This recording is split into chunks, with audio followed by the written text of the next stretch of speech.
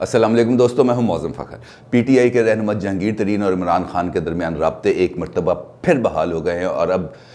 उनकी वापसी के हवाले से कोई भी अहम ऐलान बहुत जल्द मुतवक्के है और ये इस वक्त की सबसे ज़्यादा इंपॉर्टेंट खबर है, इस वजह से कि पीटीआई इस वक्त जिस बहरानी कैफियत से दो चार है और इस वक्त वो जिस तरह सहारों की तलाश में है, जहांगीर तरीन की दोबारा इमरान खान के साथ पॉलिटिकल अलाइनमेंट इस डूबते को तिनके के सहारे से ज़्यादा अगरचे हैसियत नहीं रखती, लेकिन मौजूदा हालात में जहांगीर तरीन का दोबारा इमरान खान के साथ एक पेज पर आना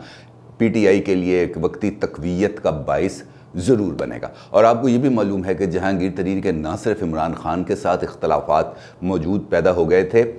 शुगर कमीशन के हवाले से, बल्कि इसके बाद उससे पहले भी उनके इख्तलाफात मौजूद रहे हैं और वो उन शख्सियात के साथ रहे हैं जो इस वक्त इमरान खान के बहुत ज़्यादा करीब हैं। और अब सवाल ये पैदा होता है कि इमरान खान की और जहांगीर तरीन की दोबारा अलाइनमेंट, ये जो मैरिज ऑफ कन्वीनियंस है, ये उस ग्रुप के लिए किस हद तक नुकसानदेह साबित हो सकेगी। मेरा इशारा है आज़म खान की तरफ, मेरा इशारा है शहबाज गिल की तरफ, मेरा इशारा है असद उमर की जानिब, क्योंकि यही वो ट्रायका थी जिसने इमरान खान के जहांगीर तरीन के हवाले से उनको ब्रीफिंग दी, उनके कान भरे और जहांगीर तरीन को इमरान खान से न सिर्फ दूर किया बल्कि ख़ुद इमरान खान के बहुत ज़्यादा करीब आ गए। और अब अगर इमरान खान और जहांगीर तरीन के ताल्लुकात दोबारा बहाल होते हैं तो उसके बाद इन तीनों का सियासी मुस्तकबिल पर एक बहुत बड़ा सवालिया निशान लग जाएगा। और देखना यह है कि इस सियासी इन्वायरमेंट के अंदर पीटीआई किस तरह जहांगीर तरीन का खैर मकदम करती है। वजह क्या है? अब अगर हम गौर करें, इस वक्त जहांगीर तरीन ऑलरेडी एक बहुत ज़्यादा तनकीद का निशाना बने शुगर कमीशन के हवाले से, क्योंकि उनका ताल्लुक एक सनतकार हैं, शुगर मिल्स एसोसिएशन के अंदर उनका बड़ा इंपॉर्टेंट रोल है और ख़ुद भी चीनी के एक बहुत बड़े ताजन हैं। तो इस हवाले से उनका जो किरदार बन रहा था क्वेश्चनेबल किया गया इमरान खान के सामने। और शुगर कमीशन के हवाले से सबसे ज़्यादा जो इन्वेस्टिगेशन हुई वो जहांगीर तरीन की मिलों से हुई, लेकिन अब शुगर कमीशन की रिपोर्ट आने के बाद अब तक उसके आगे फर्दर कोई कार्रवाई नहीं। और ये भी इमरान खान की गवर्नमेंट के ऊपर एक बहुत बड़ा सवालिया निशान है कि उसने अभी तक ऐलान करने के बावजूद शुगर कमीशन से वाबस्ता अफराद और जिनकी उनसे उस कमीशन की रिपोर्ट के अंदर निशानदेही की थी, अब तक कार्रवाई क्यों नहीं की। और अगर ये कार्रवाई नहीं होती और जहांगीर तरीन की वापस पीटीआई के अंदर अलाइनमेंट हो जाती है तो फिर ये भी इमरान खान की साख के ऊपर एक बहुत बड़ा सवालिया निशान पैदा हो जाएगा। अब इमरान खान और जहांगीर तरीन दोनों की एक मरतबा फिर दोबारा कुर्बत बढ़ गई। आपको याद होगा कि चंद दिन पहले जब पीटीआई की पार्लिमानी पार्टी का इजलास था तो वहाँ पर भी राजा रियाज जो फैसलाबाद से पीटीआई के एमएनए हैं, उन्होंने जहांगीर तरीन की सेनेट इलेक्शन के अंदर वापसी की बात की थी। लेकिन उससे पहले ही मेरी इतलात ये हैं कि उससे पहले ही जहांगीर तरीन की इमरान खान के साथ राब्ते बहाल हो चुके थे। और अब की डेवलपमेंट ये है कि जहांगीर तरीन ने बाज़ाब्ता तौर पर अपने जो लाइक माइंडेड लोग हैं पीटीआई के अंदर और जो ब्यूरोक्रेसी के अंदर लोग हैं उनके साथ गपशप का सिलसिला शुरू कर दिया है। और इस्लामाबाद में उनकी रिहाइशगाह के अंदर ऐसी महफिलें सजना शुरू हो गई हैं जहां पर वो अब हल्के फुल्के अंदाज में हुकूमती कारकर्दगी के ऊपर बात करते भी नज़र आते हैं और बाज़ मामलात पर अपनी तशवीश का इजहार भी करते नज़र आ रहे हैं। लेकिन असल में उनका जो राब्ता बहाल हुआ है वो ये जो है सेनेट इलेक्शन से पहले ही बहाल हो गया था। और जिस वक्त वो इलाज के लिए लंदन चले गए थे तो इस दौरान उनके इमरान खान के साथ टेक्स्ट मैसेजेस का तबादला भी हुआ और उसके बाद उनकी गाहे बगाहे गुफ्तगू भी होना शुरू हो गई। मुझे ये भी बताया गया है कि अभी रिसेंटली जो इक़्तिसादी राब्ता कमीशन ने 5 लाख टन चीनी मुल्क में दरामद करने का फ़ैसला किया है, इसके पीछे भी जहांगीर तरीन का ही मशवरा शामिल है। और उन्होंने इमरान खान को बराह रास्त ये इस बात की इतला दी थी कि अब दोबारा ये जो अभी गन्ने की क्रशिंग शुरू हुई है, इसके बाद फिर चीनी का एक मरतबा बहरान सामने आएगा और अब फिर आप मेरी तरफ उंगली उठाएंगे तो मैं इससे पहले ही आपको बता रहा हूँ कि ये चीनी का बहरान आने वाला है, लिहाजा इसका बंदोबस्त करें और फौरी तौर पर मुल्क के अंदर चीनी दरामद करें ताकि वो जो एक बहरानी कैफियत है उसका सामना ना हो और मुझ पर कोई तनकीद ना हो सके, जिसका इमरान खान ने फौरी तौर पर एक्शन लिया और उन्होंने हमाद अज़हर को कहा कि इस पर आप वर्किंग करें और फिर ईसीसी ने 5 लाख टन चीनी दरामद करने की अब मंजूरी दे दी और वो आ जाएगी, जिसकी वजह से अभी जो चीनी का एक बहरान फौरी तौर पर सामने नज़र आ रहा था आता हुआ, वो अब टलता हुआ नज़र आ रहा है। एक जानिब अब जहांगीर तरीन की दोबारा एक्टिविटी शुरू होगी और दूसरी जानिब वो लोग जो जहांगीर तरीन से तंग थे उनको भी डेफिनेटली अब प्रॉब्लम शुरू हो जाएगी, क्योंकि उसके अंदर सबसे अहम फरीक है आज़म खान। आपको याद है कि आज़म खान प्राइम मिनिस्टर के प्रिंसिपल सेक्रेटरी हैं और वो उससे पहले KPK में भी मौजूद रहे थे और उनके इख्तलाफात जहांगीर तरीन से KPK के दौर के अंदर से शुरू हो चुके थे। आज़म खान बनना चाहते थे चीफ सेक्रेटरी KPK और ये बात है 2015 की, लेकिन जहांगीर तरीन ने उस वक्त मुदाखलत करते हुए आबिद सईद साहब जो उस वक्त सेक्रेटरी पेट्रोलियम थे उनको chief secretary Khyber Pakhtunkhwa appoint करा दिया था, जिसका रंज था आज़म खान को। और जब आज़म खान चीफ सेक्रेटरी बने KPK के तो उन्होंने जो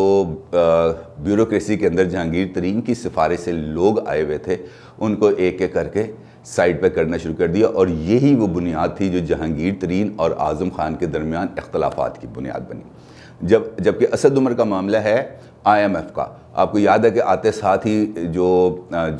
इकनॉमिक सूरत हाल थी और IMF उस सूरत हाल के तनाजुर में पाकिस्तान को कर्ज देने के लिए एक बेल आउट पैकेज देने के लिए तैयार था, लेकिन असद उमर ने उस वक़्त उस पैकेज को लेने से इतना डिले कर दिया कि एक मुल्क की एकदम इकनॉमिक सूरत हाल ख़राब होगी, जिस पर जहांगीर तरीन ने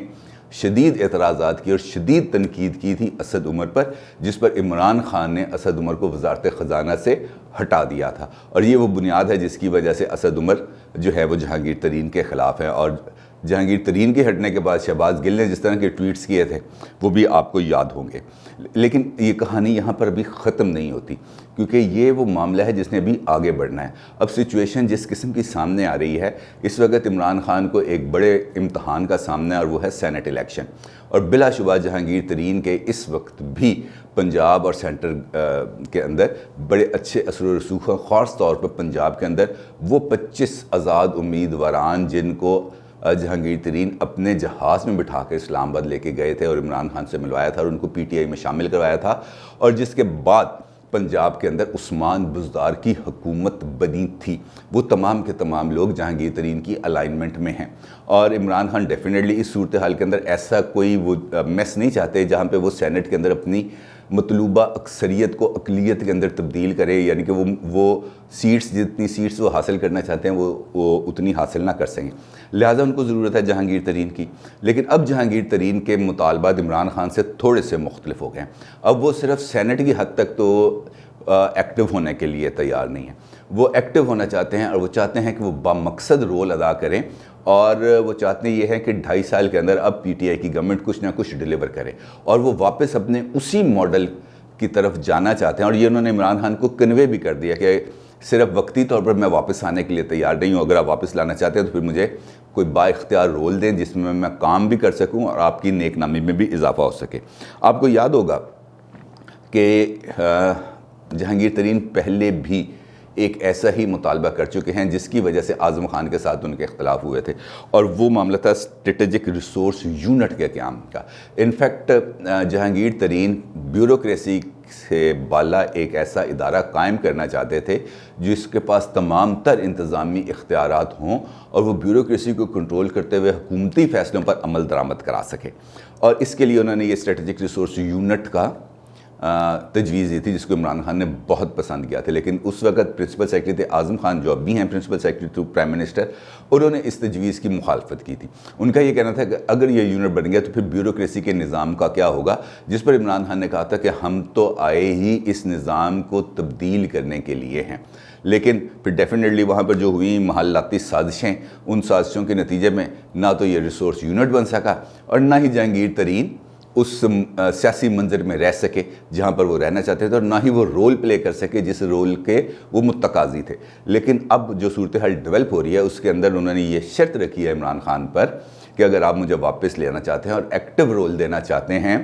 तो उसके लिए ज़रूरी है कि मुझे फिर कुछ इख्तियारात दें ताकि मैं इस ब्यूरोक्रेसी के ऊपर ये वाला स्ट्रेटेजिक रिसोर्स यूनिट कायम करके आपको मतलूबा नताइज दे सकूं। लेकिन अब ये इमरान खान के लिए बहुत बड़ा इम्तहान भी बन चुका है। उसकी वजह यह है कि अगर इमरान खान अब जहांगीर तरीन को वापस लेके आते हैं और उनको कोई अहम रोल देते हैं तो फिर उनकी क्रेडिबिलिटी भी बहुत सवाल उठेगा। जैसे मैंने आपसे पहले भी गुजारिश की कि जो शुगर कमीशन का मामला है वो उनके ऊपर बहुत बड़ा सवाल उठेगा। फिर दूसरा मामला आ जाएगा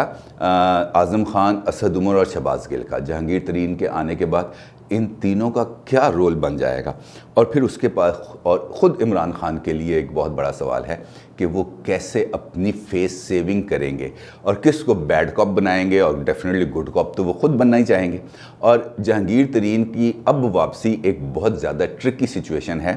पीटीआई के लिए भी और इमरान खान के लिए। सियासत के अंदर उनका किरदार बिलाशुबा बहुत अहमियत का हामिल है, लेकिन साख भी उतनी ही मुतनाज़ा रही है। और अब देखना यह है कि इमरान खान इस हवाले से क्या फ़ैसला करते हैं। अपनी राय का ज़रूर इज़हार कीजिएगा। आपका बहुत शुक्रिया। अल्लाह हाफ़िज़।